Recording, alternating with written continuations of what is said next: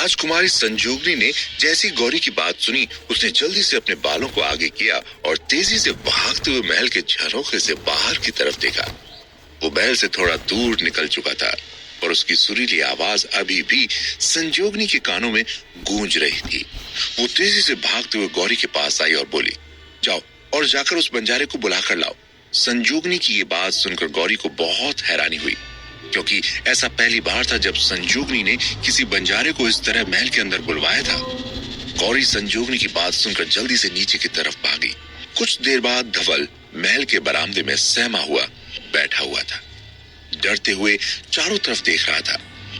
संजोगनी ने जल्दी से अपना श्रृंगार किया और अपने दुपट्टे को लहराती हुई महल के बरामदे में पहुंची, जहां पर धवल बैठा हुआ था।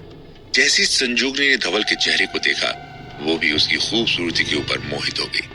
वो मन ही मन सोचने लगी, जितनी खूबसूरत इसकी आवाज है, उतना ही ये खूबसूरत इसका रंग रूप है।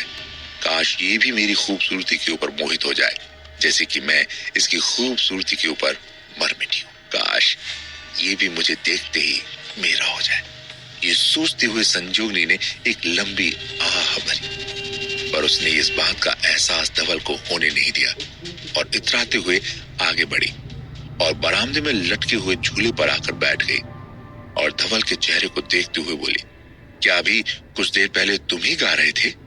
धवल को इस तरह महल के अंदर बैठने का मौका पहली बार मिला था और उसके सामने बहुत ही खूबसूरत राजकुमारी बैठी हुई थी और उसकी हिम्मत भी नहीं हो रही थी कि वो नजरें उठाकर उन्हें देख सके।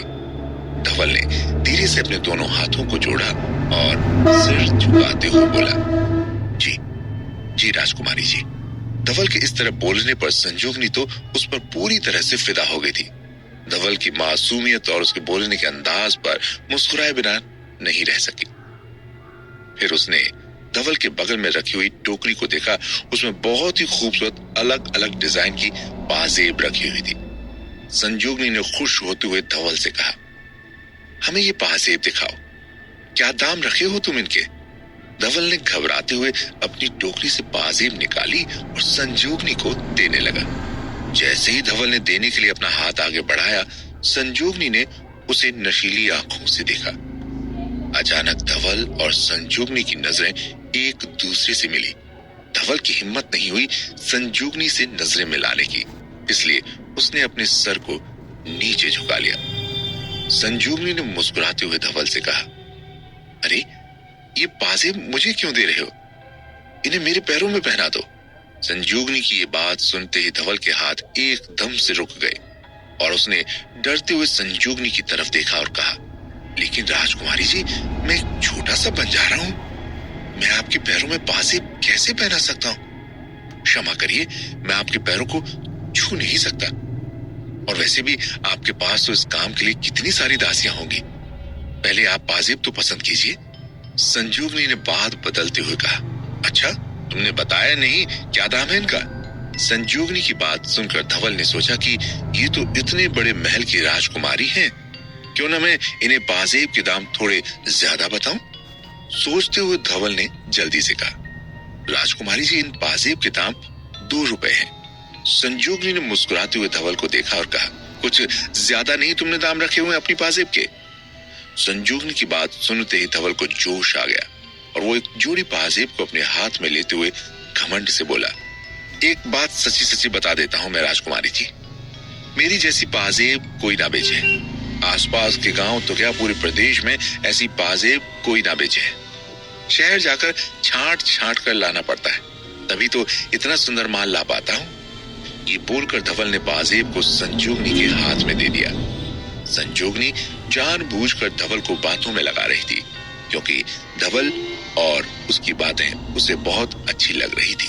फिर उसने उन पाजेब को देखा और उन्हें वापस फिर धवल को देती हुई बोली, इन्हें मेरे पैरों में पहना दो। ये कहकर संजोगनी ने अपना पैर धवल की तरफ बढ़ाया। धवल ने घबराकर संजोगनी की तरफ देखा और थोड़ा सा डरते हुए अपने हाथों को फिर से जोड़ा और बोला, राजकुमारी जी, मैं आपको पाजेब नहीं पहना सकता। आप अपनी दासी से बोलकर इन्हें पहन लीजिए। धवल के इनकार करने पर संजोगनी को बहुत तेज गुस्सा आया। उसका चेहरा गुस्से से तिल मिलाने लगा। एक सेकंड के लिए तो धवल भी उसके बदलते चेहरे के भावों को देखकर कांप गया। फिर पता नहीं अचानक से संजोगनी को क्या हुआ, उसके चेहरे से गुस्सा पूरी तरह से गायब हो गया और उसने मुस्कुराते हुए धवल की तरफ देखा और कहा, चलो ठीक है, मैं तुम्हारी पाजेब के 5 रुपए दूंगी, पर उसके लिए तुम्हें मुझे खुद ये पाजेब पहनानी होगी। अब तुम मानोगे ना मेरी बात? धवल ने सिर उठाकर हैरानी से संजोगनी की तरफ देखा। एक बात उसे समझ में नहीं आ रही थी कि संजोगनी क्यों चाहती है कि वो अपने हाथों से उसे पाजेब पहनाए। धवल मन ही मन सोचने लगा, एक जोड़ी पाजेब भी तो पहनाना है, मेरा क्या जाता है, मैं पहना देता हूं इन्हें पाजेब। लेकिन क्या राजकुमारी जी इतनी बेवकूफ है जो एक मामूली सी पाजेब के पहनाने के बदले मुझे 5 रुपए देने को तैयार है? इससे तो मेरा ही फायदा होगा। ये सोचते हुए धवल ने जल्दी से उन पाजेब को संजोगनी से लिया और उसे पहनाने लगा। जैसे ही धवल ने संजोगनी के पैरों को छुआ, संजोगनी के शरीर में एक झंझनाहट सी फैल गई। संजोगनी धवल के इस छुअन को कुछ और ही रूप देना चाहती थी, लेकिन धवल ने बिना किसी भाव के चुपचाप संजोगनी के पैरों में उन पाजेब को पहना दिया। पाजेब पहनते ही संजोगनी झट से झूले से नीचे उतर गई और जोर जोर से घूमने लगी। धवल संजोगनी को एक मामूली सी पाजेब पहनकर इतना खुश होते हुए देखकर बहुत ज्यादा हैरान हो रहा था।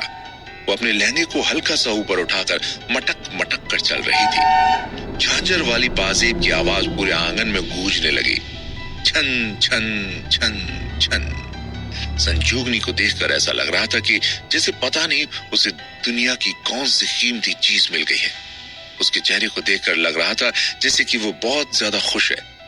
संजोगनी फिर से झूले पर आकर बैठ गई और धवल को प्यार से देखते हुए बोली, तुम्हारी टोकरी में जितनी भी पाजेब हैं वो सब मुझे दे दो, क्योंकि मैं सब खरीद रही हूं। अगली बार इससे भी अच्छी अच्छी पाजेब लाना। संजोगनी ने जानबूझकर ये बात बोली थी क्योंकि वो चाहती थी कि धवल बार बार महल में आए और उसकी मुलाकातें उसके साथ बढ़ती चली जाए और वो उसके साथ प्रेम बंधन में बंध जाए। ये सुनते ही धवल की खुशी का ठिकाना नहीं रहा। वो सोचने लगा कि इन पाजेब को बेचने के चक्कर में वो दिन भर गांव-गांव घूमता और उसे इतने अच्छे दाम भी नहीं मिलते। उसने जल्दी से सारी पाजेब टोकरी से उठाकर संजोगनी को दे दी। सारी पाजेब लेने के बाद संजोगनी ने टोकरी के अंदर देखा तो वहां पर एक जोड़ी पाजेब और रखी हुई थी। तो उसने धीरे से बोला, जब मैंने तुमसे बोला कि अपनी टोकरी की सारी पाजेब मुझे दे दो, तो फिर तुमने उस पाजेब को क्यों छोड़ दिया? लाओ वो भी दे दो मुझे।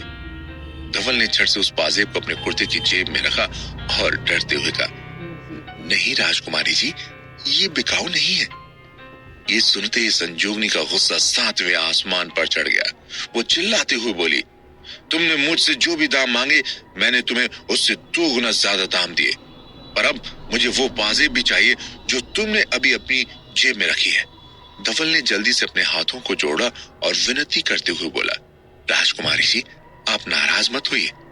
मैं आपको वो पाजेब इसलिए नहीं दे रहा हूँ क्योंकि वो मैं अपनी प्रेमिका के लिए बहुत प्यार से लाया हूँ। मैंने उसे एक जोड़ी पाजेब देने का वादा किया है। धवल की ये बात सुनते ही संजोगनी को ऐसा लगा जैसे कि उसकी पता नहीं कौन सी कीमती चीज उससे छीन ली गई हो। पर वो पहली नजर में ही धवल को पसंद करने लग गई थी और उसके साथ रहने के सपने भी देखने लग गई थी। इसलिए उसे ये बात जरा भी बर्दाश्त नहीं हो रही थी कि धवल की पहले से ही कोई प्रेमिका है। गुस्से में उसका चेहरा लाल हो रहा था।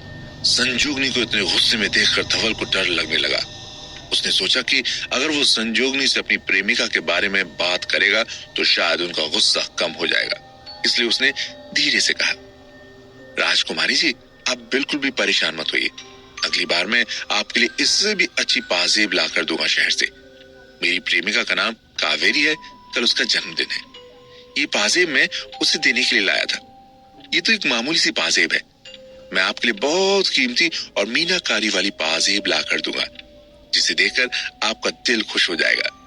मैं तो आपको इसे दे देता, लेकिन मुझे कल ही उससे मिलना है और ये मेरी तरफ से उसके लिए जन्मदिन का उपहार होगा। ये सुनते ही संजोगनी एकदम से झूले से उठकर खड़ी हो गई और जोर से चिल्लाते हुए बोली, एक मामूली सा बंजारा अपनी प्रेमिका के कारण एक राजकुमारी को इनकार कर रहा है।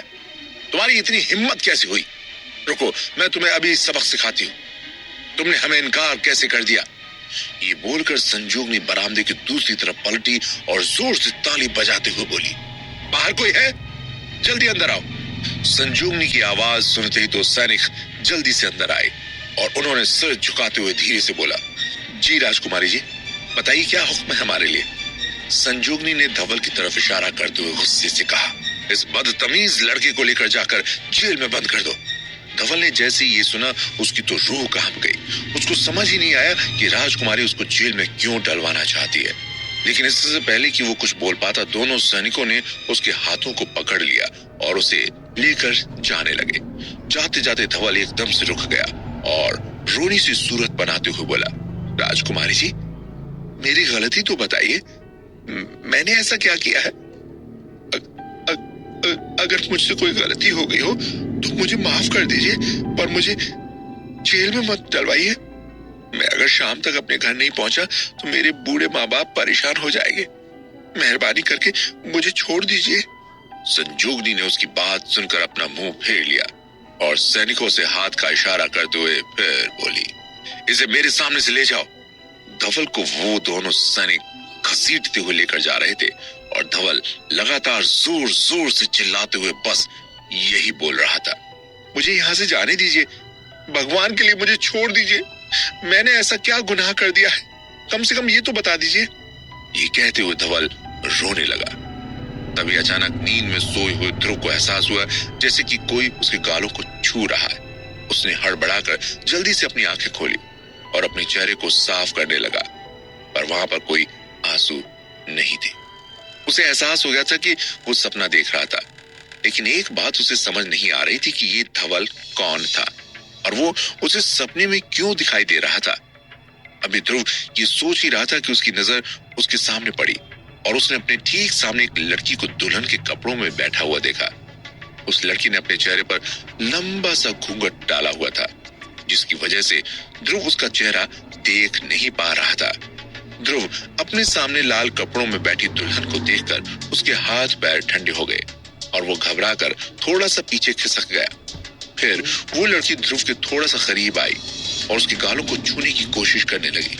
ध्रुव उसकी इस हरकत को देखकर छटपटाने लगा ताकि वो यहाँ से बाहर निकल सके।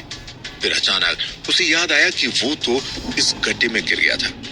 अब ये जो कोई भी हो, इसका सामना करना ही होगा। अब उसके पास कोई और ऑप्शन नहीं है। कुछ सेकंड के लिए ध्रुव ने अपनी आंखें बंद कर ली और फिर अपने दिल को दिलासा दिया और बिना डरे हुए चुपचाप उस लड़की के सामने ही बैठा रहा और उसे देखकर सोचने लगा, क्या दुल्हन के लिबास में ये संजोगनी है? लेकिन अगर संजोगनी मेरे पास आती तो मुझे गिटार की धुन तो सुनाई देती, पर गिटार की धुन तो कहीं से भी सुनाई नहीं दे रही। लेकिन अगर ये संजोगनी नहीं है तो फिर कौन है? कहीं ये वो पाजेब वाली लड़की तो नहीं जिसकी पाजेब की आवाज अभी कुछ देर पहले तक आ रही थी? कहीं ऐसा तो नहीं इसने ही मुझे जानबूझकर गड्ढे में गिराया हो ताकि ये मेरे ऊपर कब्जा कर सके?